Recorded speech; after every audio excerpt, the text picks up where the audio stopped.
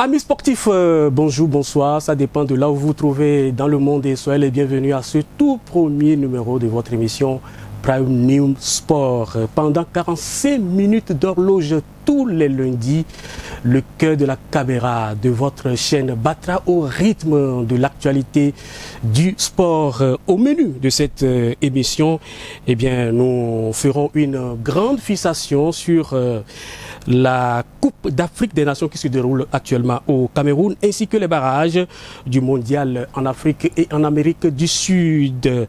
Le championnat national de football à travers la Ligue Pro a pris fin ce week-end.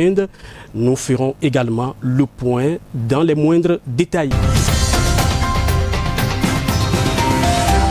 En plateau pour le décryptage, Roland Bédier, reporter sportif à Prime News TV Bénin.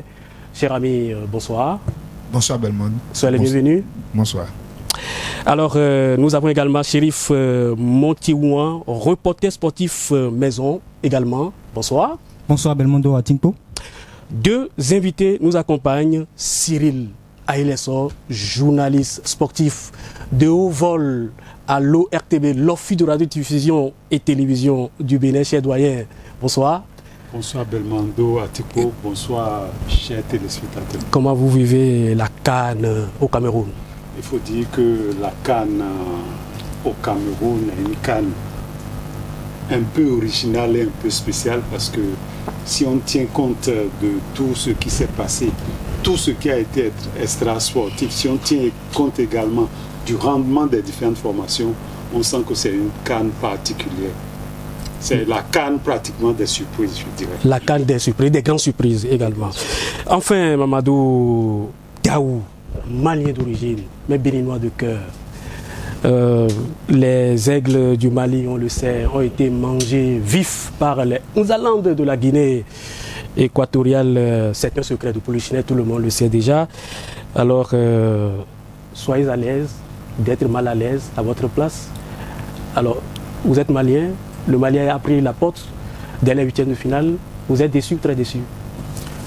Merci beaucoup, monsieur Belmondo, de m'avoir donné la parole et demander mes impressions par rapport à l'élimination du Mali. Donc, je dirais que bon, l'élimination du Mali, ça a été quand même une surprise, une grande surprise. Parce qu'on sait que la terre camerounaise est une terre fertile pour le Mali. Le Mali a déjà ensemencé ces graines-là, je crois que c'était en 72. Le Mali est arrivé jusqu'en finale. Encore au moment du Chana, encore le Mali était là-bas. Encore en finale. Les Maliens s'attendaient aussi à une finale. Ou bien, pour ne pas dire à la victoire finale même. C'était ça. Mais on a été quand même surpris par une équipe équato-guinéenne. Une surprise. Bon, dans le football, il y a ça. Il y a la victoire, il y a aussi des surprises. On est surpris quand même. Vous avez été surpris, tant mieux. Alors tant mieux pour le spectacle. La CAN se poursuit donc au Cameroun. Hier, on a eu droit à des matchs assez élevés entre les différentes équipes. Et on connaît désormais le carré d'as de la Coupe d'Afrique des Nations. On reviendra dans les moindres détails sur cette compétition la plus huppée sur le continent africain. Mais Cyril Aïlesso, vous êtes un aîné, un doyen. On a appris pas plus tard que quelques jours le départ, le limogeage de l'entraîneur béninois Michel Dussuyer. Comment est-ce que vous avez accueilli cette nouvelle? Bon, je dirais que j'ai accueilli cette nouvelle en tant que tel, je n'ai pas été surpris. Vous savez que de nos jours, la vase des entraîneurs à la tête des différentes sélections, c'est quelque chose qui est devenu habituel. Même, nous parlions tantôt de la CAN. Tous les sélectionneurs qui n'ont pas pu atteindre les objectifs qui avaient été préalablement fixés ont été priés de prendre la porte. Tout à fait. Je n'en veux pour peu que l'encadreur des Black Stars, qui a été déavérié, je crois que c'est Rajevac s'appelle. Le Serbe. Évidemment, aujourd'hui, le football est devenu une activité et lorsqu'on vous assigne des objectifs, on fait tout pour que vous puissiez rempli votre cahier de charge. Si vraiment ça ne passait pas. Il a signé un contrat d'objectif avec donc il n'est pas allé au bout. Mais c'est lui qui quand même a placé les écureuils du Bénin pour la toute première fois à un quart de finale. Ça c'est vrai, Dussuyer a beaucoup fait pour le football béninois. Nous sommes allés effectivement en 2019 en quart de finale. Tout à fait. Et nous avions éliminé le Maroc, ce qui n'est pas rien. Donc il faut dire que vraiment ça fait un peu, on a un petit pincement au cœur. Nous allons prendre donc la direction de la régie pour parler de la Ligue Pro du football qui a pris fin ce week-end, mais nous allons faire un petit retour en arrière pour suivre le résumé du match l'AS Cotonou et UPI ONM. Après 3 défaites d'affilée, les hommes de Youssouf Tiamou arrachent leur victoire de l'avant-dernière journée de la Ligue professionnelle face à l'UPI ONM sur la pelouse synthétique de l'université d'Abomey-Caravi sur le score de 2-1. Les protégés de Roger Janvier et Neymar, orphelins de leur capitaine suspendu pour 4 matchs à quelques heures de cette échéance, ont succombé devant l'AS Cotonou. À l'entame de cette rencontre, les hommes de Youssouf Tiamou affichent leur suprématie et multiplient les assauts. Les visiteurs profitent d'une perte de balle dans la surface de réparation pour ouvrir le score à la 31e minute par Soumaïla Rompé et le second but peu avant les 45 premières minutes. Au retour des vestiaires, les locaux mettent le pied sur l'accélérateur et réduisent le score à la 72e minute. Plus rien ne sera marqué jusqu'à la fin du temps réglementaire.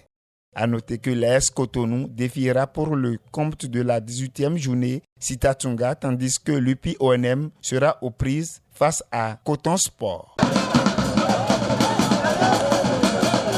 C'est un reportage signé Roland Bédier et Vital Amoussou que nous remercions au passage. Nous allons donc suivre les impressions de l'entraîneur de l'AS Cotonou, Tiamou Youssouf. Ils ont respecté les consignes, puisque à l'aller, on avait déjà gagné UPIB 4-0.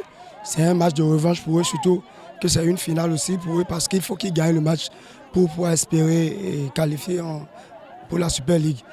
Donc, j'ai donné des consignes que les joueurs ont respectées.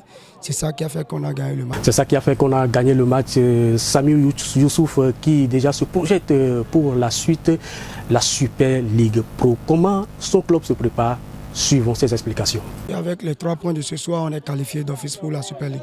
La Super League, et ça c'est, je vais dire, c'est une autre dimension parce que là, on va rencontrer les meilleurs de chaque zone et ce serait sur le plan national.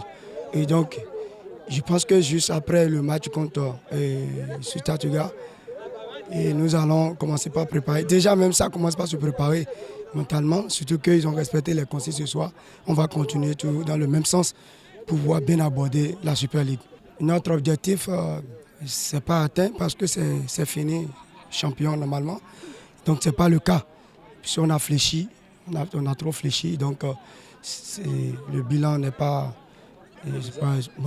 Donc, voilà, on va se remettre en cause et travailler et pour espérer finir dans les 2 premiers en Super League.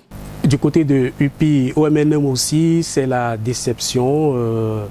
L'équipe est un tout petit peu aussi à la traîne. Et sur ce match, UPI ONM de Valais-Glélé a aussi perdu 2-1, je le rappelle, devant l'Est de Cotonou. Nous allons écouter les mots de déception de l'entraîneur Roger Janvier Inama. Je voudrais d'abord remercier les enfants. J'ai pris du plaisir à travailler avec eux. Vous savez que nous avons commencé avec eux à la 3e journée. On n'a pas eu l'avant-saison, au temps de préparation qui est de 7 à 8 semaines. C'est en 2 journées qu'on a monté le groupe. Donc vous comprenez. Et nous étions tout derniers. Et là, nous sommes en train de vouloir titiller les 4 premiers. Mais aujourd'hui, mon sort a été scellé après avoir perdu ce match d'aujourd'hui. Où d'ailleurs, j'ai encore dominé le match comme d'habitude. Mais encore 2 erreurs de ma défense. Je prends encore 2 buts. Et ça fait 3 matchs que ça se passe ainsi. Le match passé, ça a été la même chose. C'est à -7 que j'ai encore fait une petite erreur défensive. J'ai pris dans le dos alors que je menais 1-0. Aujourd'hui, encore 2 erreurs et je prends encore 2 buts. Donc, je comprends que peut-être le Seigneur ne voulait pas que ce soit mon temps. Nous allons rentrer en amont, nous préparer pour la seconde phase. Mais je tiens à remercier aussi mes dirigeants qui sont derrière nous malgré les difficultés qu'on a. Et je tiens aussi à dire, vraiment, je suis désolé aux supporters, ceux qui ont cru à nous. Sont vraiment désolés, on voulait le faire, mais on n'a pas pu. On remet ça pour la prochaine. On remet ça pour la prochaine. Et la prochaine, c'est évidemment la Super Ligue Pro que UPI ONM s'active également et se prépare pour se mettre en jambes pour mieux aborder les différents matchs. Nous allons donc suivre à nouveau Roger Janvier Enama qui nous parle de la suite. Les préparatifs, nous avons déjà commencé. Nous avons un problème crucial au niveau de la défense, au milieu de terrain et à l'attaque aussi. On a besoin de 2 ou 3 attaquants, un milieu de terrain et puis un défenseur axial. Et bien, il faut aussi remarquer qu'aujourd'hui, on a eu notre effectif tellement diminué. On a eu le capitaine Guido. On nous a annoncé à 2 heures du match qu'il ne devrait pas jouer, je ne sais pas. S'il ne devait pas jouer, il fallait qu'on nous dise depuis au moins 72 heures pour qu'on prenne les dispositions. C'est à 2 heures du match qu'on nous dit que le capitaine est suspendu pour 4 matchs. Moi, je ne vais pas me lancer du côté des arbitres, mais ce n'est pas sérieux. Si on veut avancer dans notre pays, là, il faudrait qu'on soit sérieux dans certaines choses. Alors, j'ai aussi des joueurs cadres comme Félix, qui a un carton rouge, écopé toujours malencontreusement par l'arbitre par la dernière fois au terrain. Et j'ai aussi Mike qui est blessé. J'ai mon défenseur central, Jérémy, qui est blessé. Donc j'ai vraiment un effectif très réduit aujourd'hui. Mais jusque-là, ça ne justifie pas le match que j'ai perdu. Pourquoi? Parce que mes enfants ont vraiment donné le... Vous étiez là, vous avez vu comment les enfants ont joué. Ils ont pressé cette équipe, mais ça n'a pas donné. Pour la saison prochaine, je pense que j'ai déjà fait venir certains jeunes qui travaillent déjà avec moi. Donc moi, je ne fais plus de tests, donc j'ai certains jeunes qui sont déjà avec moi. Je vais juste demander à l'administration de régulariser les licences pour que je puisse attaquer la saison prochaine. Je pense qu'avec la grâce de Dieu, ce serait la bonne. Alors, beaucoup de bonne humeur sur ce plateau. Donc, nous sommes de retour ici. Roland Bédier, vous étiez du côté du terrain de Calavi. Quels sont les autres points sur lesquels vous voulez revenir sur ce match? Alors, merci, monsieur Belmont. Je pense que, comme l'entraîneur l'a dit, effectivement, c'est un match qui a vraiment montré, nous sommes d'accord, que les enfants ont de talent. Ils ont montré de quoi ils sont capables de part et d'autre, aux côtés de l'ES, Cotonou et aussi de l'autre côté de l'UPI ONM. Seulement qu'il reste un peu de réalisme, surtout ce manque, nous sommes d'accord, d'affinité, surtout en face des buts. Ce manque de réalisme. Tout à fait. Dans la surface de réparation. Il manque des goléadors, des tueurs de surface effectivement. Dans les deux camps. Oui, donc il va revoir un peu pour la suite de la Ligue. Il va revoir sa copie. Oui, sa copie et puis je pense qu'ils ont de l'avenir. Ils ont de l'avenir. Merci pour ce reportage, mon cher Roland Bédier. Nous allons donc nous tourner vers notre cher Chérif. Chérif, vous avez surtout suivi pour nous le match Requin-Sitatunga.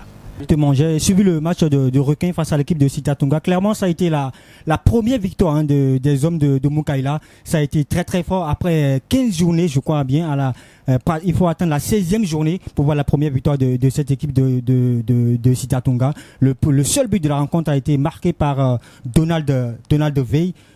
Tout de suite, ils ont enchaîné des victoires d'affilée. Encore une fois, on rappelle la deuxième victoire de suite de cette équipe de Sitatunga. C'était face à l'avant-dernier au classement général, l'équipe de l'AS Police. Et tenez-vous tranquille, la grosse performance de cette équipe de Sitatunga, c'était à la toute dernière journée, bien sûr, face à l'équipe de l'AS Cotonou, dauphin de Coton FC. Je pense clairement que Sitatunga, malgré ses 3 dernières défaites, ne se positionne pas très bien au classement général, mais ça promet pour la Ligue Pro Suite Belmondo. Tout à fait. C'est une victoire comme un éclair de lumière, puisque vous-même vous avez fait un résumé assez court donc, de ce match, ce Requin Sitatunga que nous allons suivre. Très belle victoire pour l'équipe de Sitatunga, le club d'Abomey-Calavi lors de la 16e journée de Ligue Pro face à l'équipe des Requins de l'Atlantique. 1-0. Le seul but de la rencontre a été marqué par Abdoul à la 30e minute de jeu grâce à une très belle frappe de l'intérieur de son pied droit parfait qui trahit le gardien des Requins de l'Atlantique. 1-0, on en reste là, une première victoire pour les hommes de Mukaila qui intervient après 9 nuls et 4 défaites. Sitatunga qui s'impose donc officiellement et lâche définitivement la lanterne rouge de la zone C à l'AS Police. Sitatunga échappe effectivement, vous l'aviez dit, mon cher Chérif, à la lanterne rouge. Exactement. Et ils échappent clairement à la lanterne rouge. Hein. C'est une équipe qui m'a surpris clairement la dernière journée. Je me demande s'ils étaient obligés de faire appel aux magiciens. Mais j'ai été véritablement satisfait. Il y avait de la magie. Hein. Exactement, de la magie clairement lors de ces 3 dernières journées de cette équipe de Citatunga. Et après, ils ont aussi enchaîné pas mal de victoires. Justement, j'en parlais. Ils ont enchaîné. La petite, comme on le dit souvent, la petite vient en mangeant. Ah oui, la petite vient en mangeant. J'ai été vraiment surpris. Hein. Surtout le dernier match a été un véritable match face à l'équipe de l'AS Cotonou. Le dauphin, je rappelle, de l'équipe de Coton FC en s'imposant à Cotonou 2. 1-0. Le seul but de la partie a été une nouvelle fois les réalisations de Donald Veil. Quelles sont les statistiques, les classements, les positionnements dans ce championnat Ligue Pro? Nous allons suivre donc tout ça en condensé avec mon cher Chérif. La 16e journée de la Ligue Pro s'est achevée sur toutes les pelouses béninoises. Béki perd 1-2 à domicile face à l'US Cavalier. 0 but partout entre Dynamique FC et les Buffles du Borgou. Belle opération pour les Panthères FC. 1-0 face au Real Sport. L'AS Takounais s'incline à Damissa 1-2. Dans la zone B, l'AS Tonnerre et Soleil FC font 1 but partout. On retient la défaite de Lotto FC à Dadje FC 0-1. La victoire de Dynamo Daboumé 2-1 sur Espoir de Savalou. Déception de l'US Baboni sur ses propres installations 0-2 face à Audio. Dans la zone C, Adidja FC domine l'AS Cotonou sur un score de 2-0. Mauvaise opération d'Aspac 1-2 face à Coton FC qui domine largement cette zone. L'AS Police laminé chez elle 3-0 par Éternel Omnisport. Citatunga qui renoue officiellement avec la victoire dans cette 16e journée avec 9 nuls et 4 défaites en s'imposant 1-0 face aux Requins de l'Atlantique à l'université d'Abomey-Calavi. Au classement général dans la zone A, Buffle FC toujours premier, suivi de Panthère FC, de Damissa FC et de Béké qui s'accroche au podium. Dans la zone B, Espoir de Sabalou et Dadje FC en tête à égalité de points. Soleil FC et l'US Babouni dans la zone rouge. De l'autre côté, c'est Coton FC qui domine largement la zone C. Éternel Omnisport et l'AS Cotonou se trimballent juste derrière avec 22 et 23 points. Et l'AS Police dans la relégation. Dans la zone D, c'est Ayema FC qui dicte sa loi. L'AS BO qui poursuit juste derrière. Ensuite, Assos et Avrancourt toujours dans la descente. Alors, à présent, nous allons prendre langue avec vous, Chérif, pour avoir les derniers résultats de la toute dernière journée de la Ligue Pro de football chez nous au Bénin et les équipes qualifiées par zone. On va commencer par la zone A. Exactement, la 18e journée de résultats est qualifiée de différentes zones. Dans la zone A, on retient la victoire, la victoire de Cavalier FC face à l'équipe de Takounais 2-1. La victoire également de Dynamique FC face à l'équipe de Dynamo 3-1. Voilà, Béké FC en déplacement s'est incliné devant Real Sport 0-1. Les Buffles, ont perdu sur leurs propres installations 2-0. Et puis au classement général dans cette zone, il y a Buffle FC qui s'est qualifié avec 31 points. Béké FC se qualifie également avec 30 points. Panthère FC se qualifie également avec 30 points, mais à la différence de goal average. US Cavalier également avec 30 points là également à la différence des goal average. Dans la zone B, nous avons Audio, voilà, FC face à l'équipe de l'Espoir. Le score nul, 1 but partout. Voilà, Dadje FC face à l'équipe de Dynamo Daboumé, 1-3. Lotto Popo face à l'équipe d'énergie. Largement, l'équipe de Lotto Popo s'est imposée largement sur le score de 5 buts à domicile.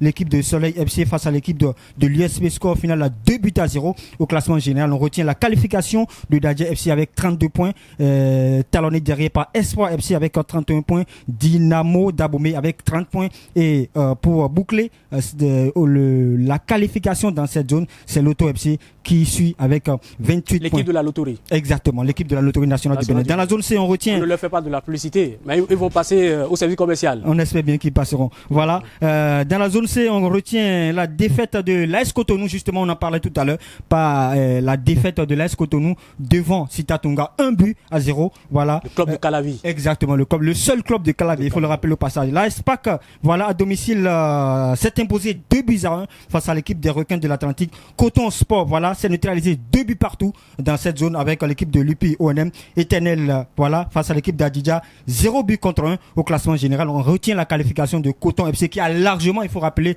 Belmondo au passage, dominer cette zone-ci. Il y a les grands moyens aussi. Exactement, ils ont suffisamment de moyens. L'équipe de Coton FC, AS Coton, 25 points, s'est qualifié derrière. Les deux qui suivent, c'est Éternel et Adidja. Dans la zone D, pour boucler cette 18e journée, on retient la JAC face à l'équipe de Subomark. qui s'est incliné 2-5.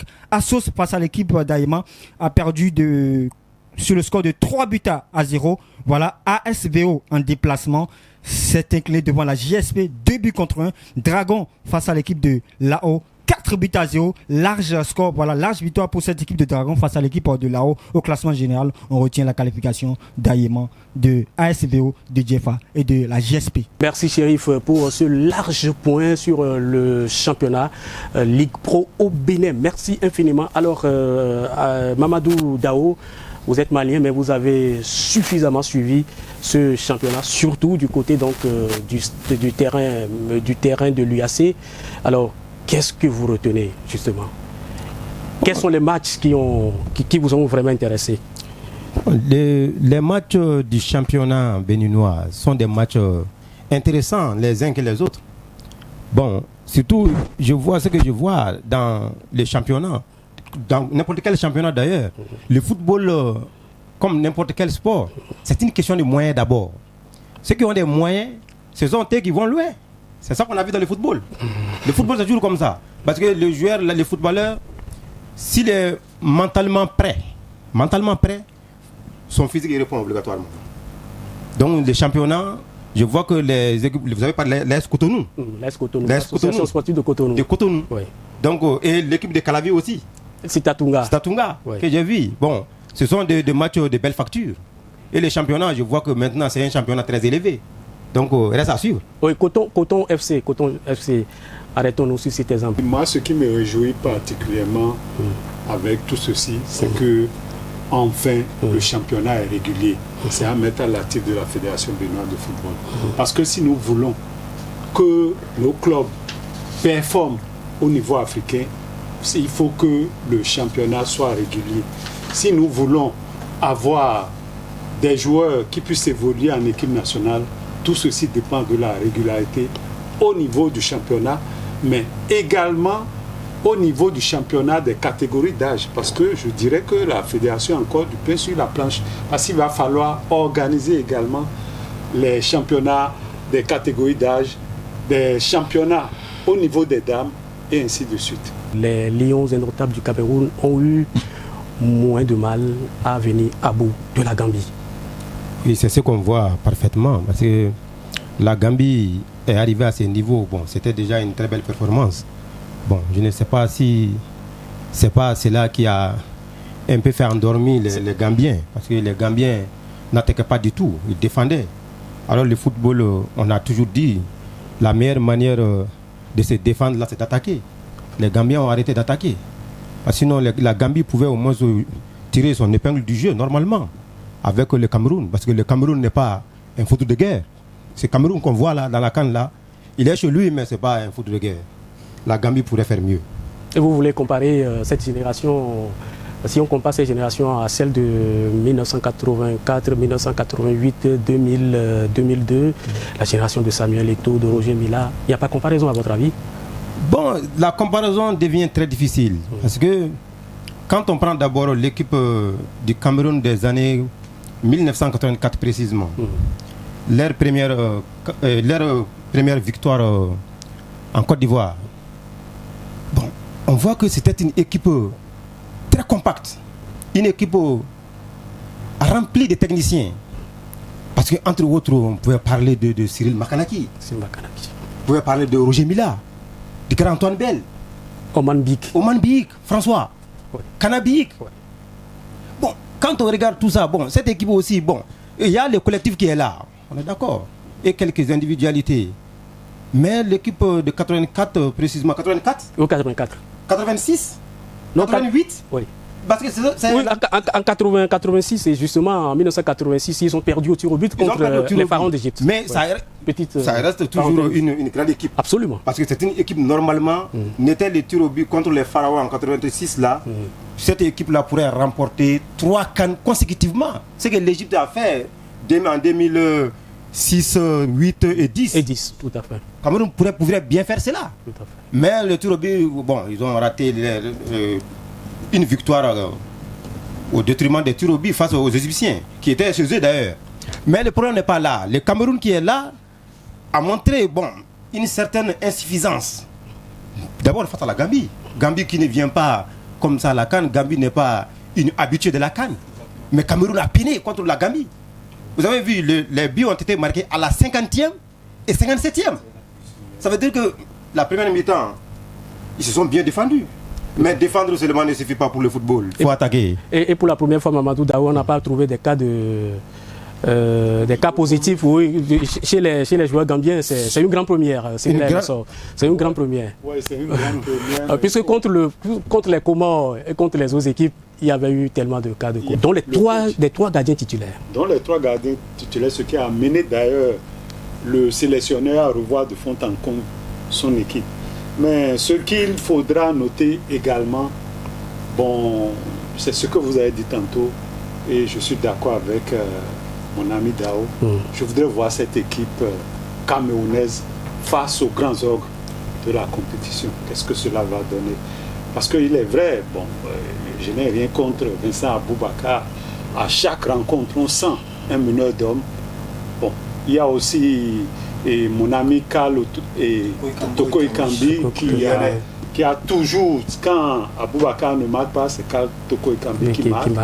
Bon, il faut dire que cette formation camerounaise, le fond de jeu, quand même, reste encore à désirer. Et il faudra encore, c'est un autre problème qu'il faudra analyser. Il est vrai que juste là, les Pharaons aussi ne sont pas étincelants sur le plan footballistique, mais bon, cette formation camerounaise, bon, il n'y a pas eu de maille de repère pour le moment. Bon, je voudrais la voir quand même face à des formations UP au niveau de la compétition. Merci à vous, Cyril Aelesso, pour votre éclairage, surtout pour votre expertise sur cette émission. Je rappelle que vous êtes journaliste de haut vol, il faut le dire, à l'Office de radiodiffusion et télévision du Bénin. Merci également aux Béninois maliens d'origine, mais béninois de cœur. Je souhaite que vous vous mariez ici au Bénin. Vous êtes dans les liens d'une thèse en sciences politiques. En sciences en droit privé. En droit privé. Merci, donc merci beaucoup pour votre passage ici sur ce plateau. Merci également à mon très cher éminent collègue Roland Bédier et à Chérif. Et salut à toute l'équipe technique qui s'est mobilisée pour nous accompagner dans cette émission. Merci à chacun et à tous et à très vite.